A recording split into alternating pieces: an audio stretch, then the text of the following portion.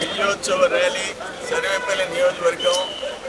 నేనైతే ఫ్రాంక్ 200-250 ట్రాక్టర్లు వస్తాయనుకున్నా. 800-900 ట్రాక్టర్లు వచ్చినాయి. ఒకనాడు నేను మంత్రిగా ఉన్నప్పుడు వాటి పేర్లు రైతు రథాలన్నీ వచ్చినాయి. ఆల్మోస్ట్ 850 to 900 ట్రాక్టర్స్ రైతుల సారథ్యంలో వచ్చినాయి. నేను ఊహించడానికి ఈరోజు అన్నదాత సుఖీభవ కేంద్రం 6,000 ఇస్తే మేము 14,000 ఇస్తున్నాడు చంద్రబాబు నాయుడు గారు కూటమి ప్రభుత్వం. వాళ్ళు 6,500 7,500 కలిపి 13,500 ఇచ్చారు. ఇప్పుడు 20,000 ఇస్తున్నారు. అంటే రాష్ట్ర ప్రభుత్వం ఇచ్చే డబ్బులు 50% వాళ్ళు ఇచ్చారు, మేము 100% ఇస్తున్నాం. 6,000 కేంద్రం తీసేస్తే మీరు 7,500 ఇచ్చారు, మేము 14,000 ఇస్తున్నాం. తల్లికి వందనం ఒక బిడ్డకి మీరు ఇస్తే 2, 3, 4, 5, 6 మేము ఇచ్చాం. నిన్న స్త్రీ శక్తి చూస్తే 4 రోజుల్లో 19 లక్షల మంది మా అక్క చెల్లెళ్ళు బస్సులో ట్రావెల్ చేశారు. 19 లక్షల మంది. దాదాపు 1,800 కోట్ల రూపాయలు సంవత్సరానికి ఆ ఉచిత బస్సులో అక్క చెల్లెళ్ళకి బెనిఫిట్ అవుతుంది. గ్యాస్ దీపం పథకం, గ్యాస్ సిలిండర్ 900, 3 సిలిండర్లు. నేను వాళ్ళు చిన్న కుటుంబాలను అడిగాను, మీకు ఎన్ని గ్యాస్ సిలిండర్లు అవుతాయంటే 3 సిలిండర్లు సంవత్సరానికి సరిపోతాయి.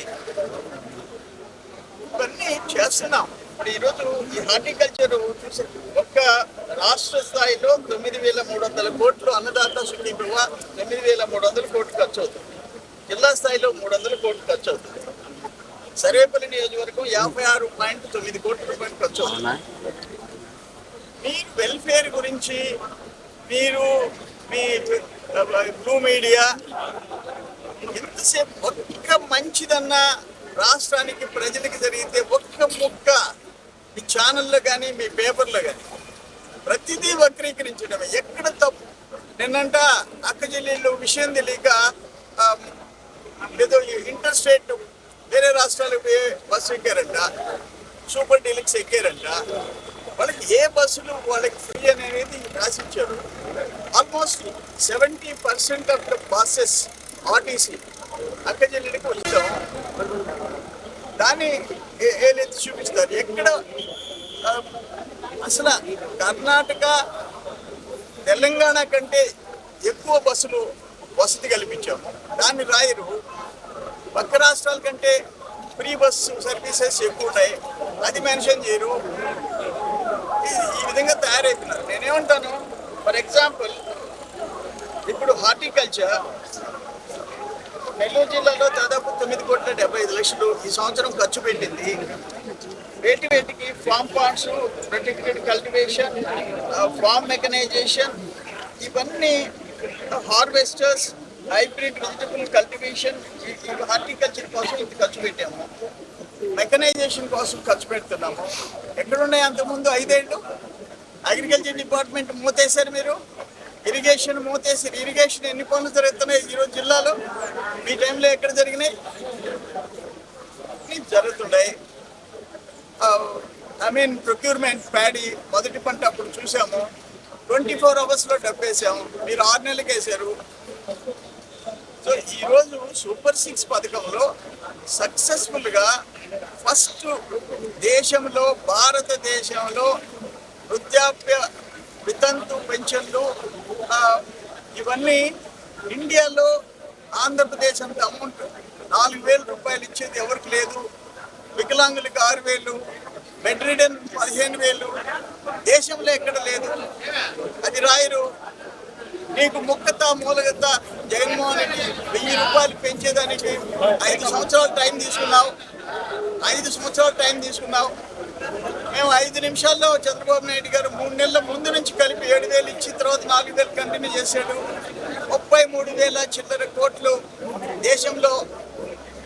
పక్కన తెలంగాణ 2,500, బీహార్ 1,100, మిగతా రాష్ట్రాలు 1,000, 1,500. అది కనపడదు. ఈ విధంగా తయారైపోయింది. సో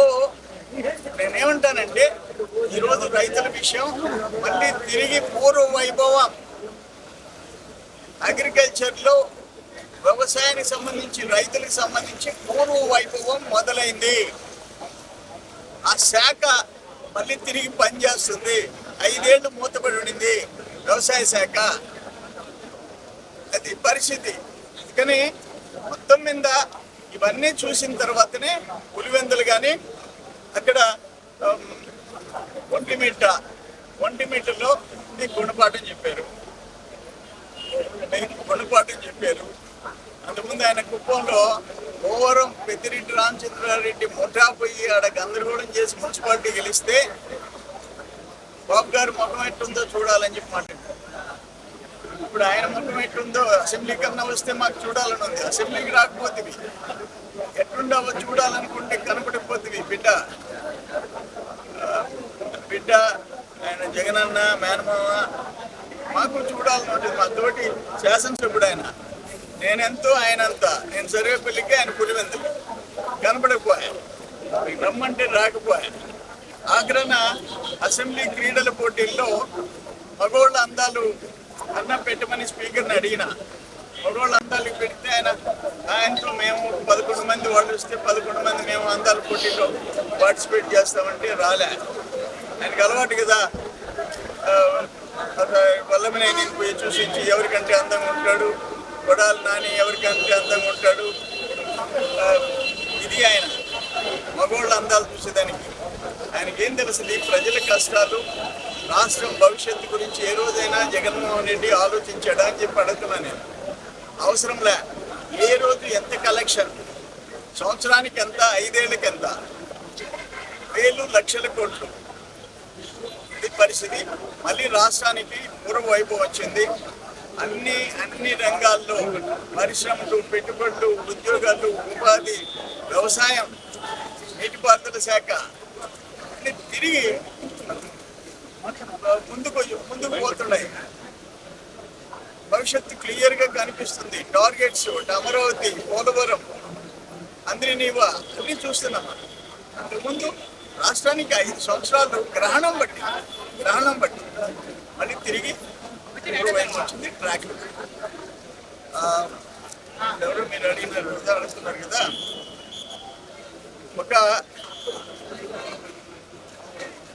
ఒక సంస్థ చైర్మన్, మీరు అడిగిన దానికి సమాధానం.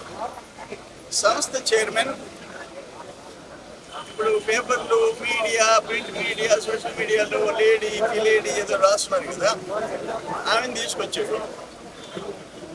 పెరోల్కి లెటర్ ఇవ్వమన్నాడు. ఆమె రావడం నాకు శాలువా కప్పింది. ఎవరమ్మా నువ్వు అని అంటే ఆయన చెప్పాడు, తీసుకొచ్చిన ఆ సంస్థ చైర్మన్ చెప్పాడు, ఈమె పలానా అని చెప్పేది ఏనండి అంటే ఆమెను అడిగితే ఆయన జైల్లో ఉన్నాడు, పెరోల్కి లెటర్ ఇవ్వమని అడిగింది. అమ్మా నా కాన్స్టిట్యున్సీ కాకుండా నేను ఇవ్వకూడదని నేను ఫోన్లో మాట్లాడాలని తప్పించా. 3 సార్లు 4 సార్లు వచ్చినా నేను పెరోల్కి లెటర్ ఇవ్వలే. ఆమె ఏదో ఒకటి కప్పింది. అది ఈరోజు సాక్షి పత్రికలు వేసి ఎవరో నాకు తెలీదు, నాకు తెలిసిన ఒక సంస్థ చైర్మన్ ఆమె తీసుకొచ్చాడు. రావటం స్పీడ్గా నాకు వేసేసింది. ఆమె ఫోటో తీయించేసుకుంది ఆమె అసిస్టెంట్ చేత. అది ఈరోజు నా ఫోటో నేను సాక్షిలో చూసుకోవాల్సి వచ్చింది. మామూలు సాక్షి వాళ్ళు మా మొఖాలు వేయరు కదా, ఇటువంటిప్పుడు వేస్తారు. సాక్షి మెయిన్ పేపర్లో నా ఫేస్ చూపించాడు.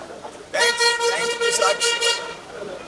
కానీ పెరోల్కి ఆ జైల్లో ఉండే శ్రీకాంత్ ఆయన ఇవ్వమని అడిగితే నాకు తెలియని వ్యక్తులకి నేను ఇవ్వను అని చెప్పాను. వాళ్ళు వెళ్ళిపోయిన తర్వాత జైలు సూపరింటెండెంట్కి ఫోన్ చేశాను. సార్ వెరీ బ్యాడ్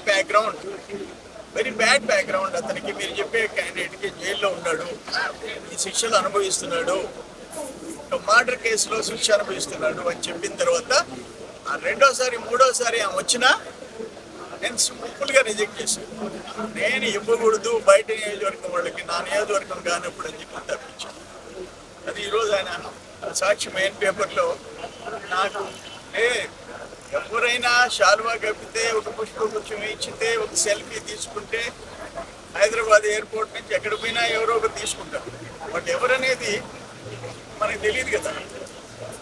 అది సంగతి. మీరు అడిగిన దానికి క్లారిఫికేషన్ ఇస్తున్నారు.